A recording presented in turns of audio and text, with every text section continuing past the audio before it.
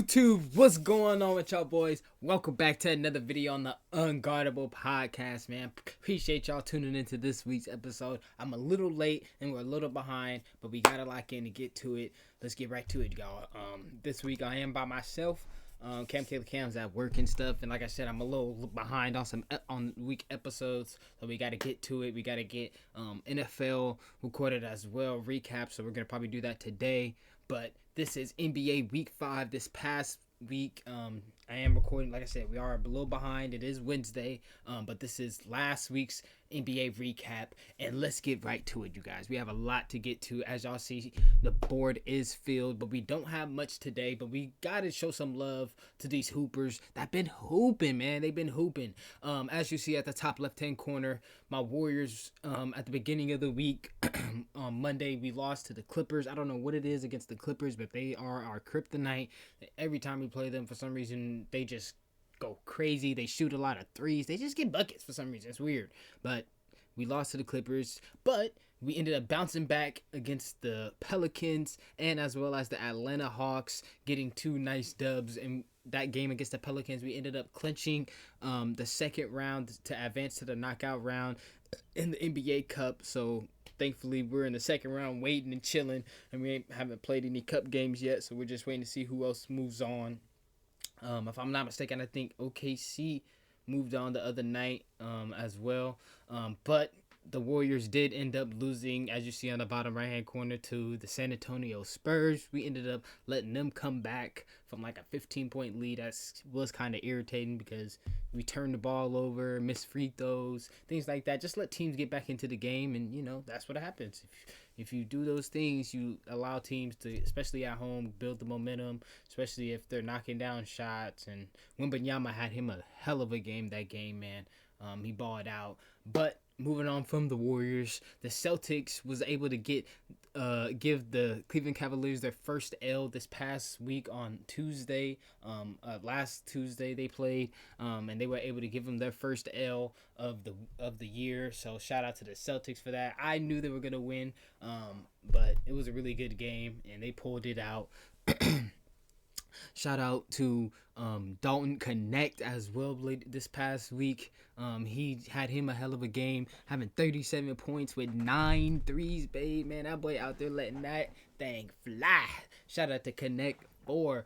But unfortunately, they ended up losing versus the Magic. They had a big lead. I don't remember how much they were up by, but I remember them leading by a lot versus the Magic. And without Paolo Banchero, they're still a good team because they have that man, as you see, being interviewed, Franz Wagner. Oh my gosh, that boy was hooping, y'all. He was hooping, and he ended up hitting a game-winning shot because Anthony Davis missed 2 clutch free throws that could have put them up 3, but he ended up missing them, so they were only up. I believe they were only up 2 points. So yeah, if he would have made 2, they would have been a 2-possession game because they would have been up 4. But he missed 2 free throws, and they were only up 2 points. And Wagner said, "I'm going for the game time on the road," and he hit the top of the key 3, and it was ooh. Heartbreaker for the Lakers. And then as well as the other past night, they just got blew out the waters versus the Nuggets. Hey, you know, the Nuggets always do what they do versus the Lakers. Like, I don't know what it is with Jokic and the Lakers, but he owns them. Like, owns them. I think I saw a stat talking about they only lost to them like 1 time, and that was in like since 2023.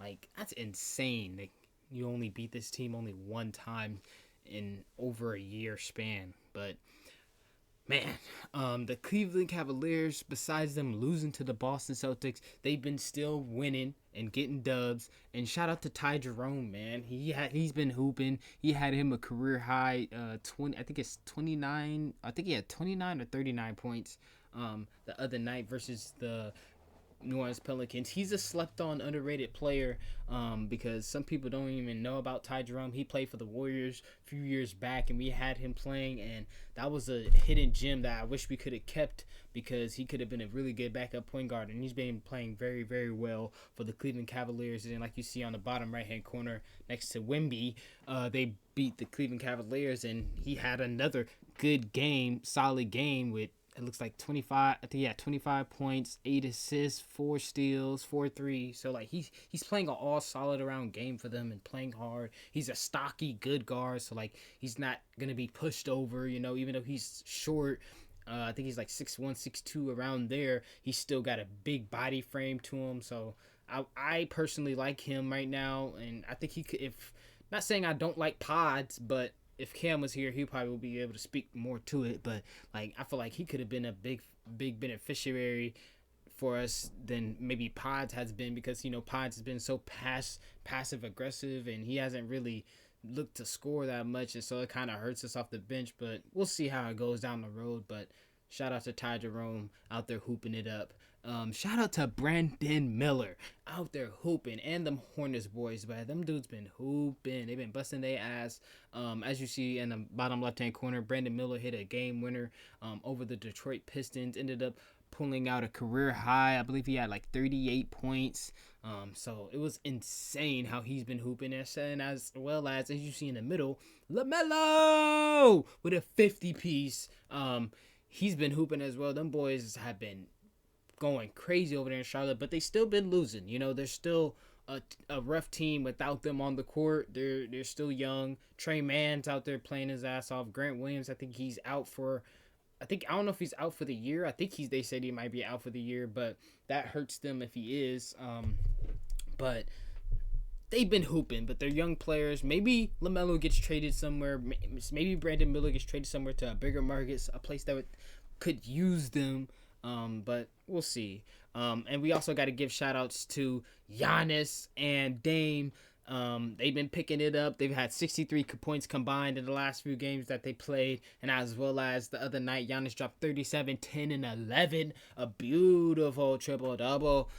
He's been cooking the past few games now. Granted, they've been playing, the sorrier end of teams, but, and they're starting to pick up those wins again. But we'll see how the Bucks finish this year. A lot of people have been giving Doc Rivers shit because he's not a good coach, but we'll see how they finish off. I watch a lot of Gilbert Arenas, and I watch the Gills Arena in their podcast, and they always be talking about the Bucks, especially with Brandon Jennings and all that, y'all. So it'd just be funny to tune in to see what they talk about with them. But shout out to Russell Westbrook with a 200 triple doubles, most triple doubles of all time. I think he's like 30 triple doubles or something like that, in front of Oscar Robertson, and Jokic is up there trying to catch him too. But holy moly, Russell Westbrook he's so nice, y'all. He's so nice. But he deserves his flowers. I think Russell Westbrook, in my opinion, is probably a top 5, top 10 point guard ever. Some people don't want to give him that recognition because he's probably doesn't have the accomplishments, but just based off of how he plays the game and skill wise, hey, he's somebody I would love to have, especially with that aggressive mind, like, bro. And Westbrook has been doing it for a long time, y'all. Like, people don't even think about that. Like, when he played with the Thunder, obviously we know he was good, but even when he went to Washington, Houston, like those couple teams that people forgot that he played on, he did his due diligence. Now, necessarily the Lakers wasn't the best fit for him, but sometimes some teams in some areas aren't the best fit. Doesn't mean that player's ass. It's just that fit wasn't for them and didn't fit them. But shout out to Westbrook, man. He's up there for me, man. He deserves his flowers. Like I said, this is a short episode. We're just going to finish off with some fantasy basketball. As you see right above me, I was able to pull the win out versus my girlfriend. My girlfriend pulled the win out. I don't know why I was thinking about football, because I played Cam in football. So that's why I was thinking about football. But I played my girlfriend. I'm going to make it a little bigger for you guys. I played my girlfriend in fantasy basketball, and she beat me by, like, I think was that? Like 8 points, y'all. Like, it was ridiculous how many points she beat me by. But at the same time, she did win, and she was talking all her shit. But the biggest thing for me is, as you see, Jordan Poole, he's day to day, and so that kind of hurt me, him being hurt, and as well as I had some other players that were hurt that were below the screenshot, so it kind of fucked me up for fantasy. But hopefully JP comes back healthy, because he, I guess he messed up his ankle or something like that, or his hip. And then on the right side, as you see, we got the top scorers. So like Giannis finishing with 236, Wagner 233, Vucevic 206. Them boys out there hooping. But like I said, man, Magic's been playing very well even without Paolo being there. And then my boy Dre finishing with a top scorer of the week with 1,500. And then Cade with an 876 score. It's crazy, bro. Like he must have not subbed in his players or something, y'all, because I don't know why he has 800. Is insane. But that's all I have for you guys this week as far as the NBA week goes. We're gonna, like I said, I'm gonna upload this video ASAP Rocky, and then we're gonna record the NFL recap before this Thanksgiving, and then yeah, y'all might have a live stream today as well as I'm recording this. So happy Thanksgiving. Appreciate everybody that's been watching the podcast and supporting. I love y'all back.